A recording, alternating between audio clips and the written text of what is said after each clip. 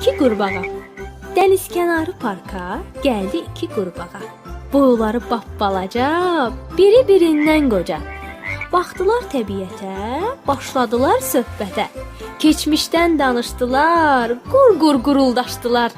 Yadımda qurqur ağa, gedərdi güllü bağa, qara moruq yığmağa, gizlan paç oynamağa.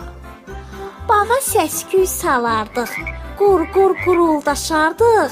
Çəyirtkə ovlayanda qur-qur oxuyardıq. Atlardıq, düşərdik, yarpaqdan sürüşərdik. Qorxucu gələn kimi tez qaçıb gizlənərdik. Dırmaşardıq qayaya, tullanardıq düz çaya.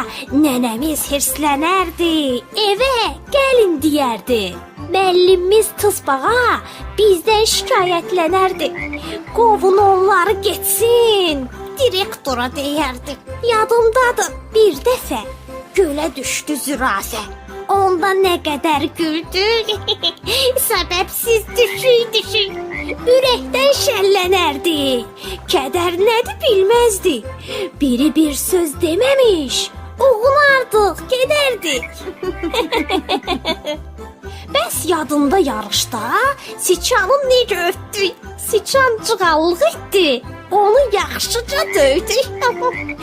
Yadında qurqur ağa, çayda sulaşmağımız, ağacdan bir tut düşəndə onu göydə tutmağımız. Yaman möhkəm dost idik, heç vaxt ayrı gəzməzdik, bir-birimizdən ayrı bir tikə də yeməzdik.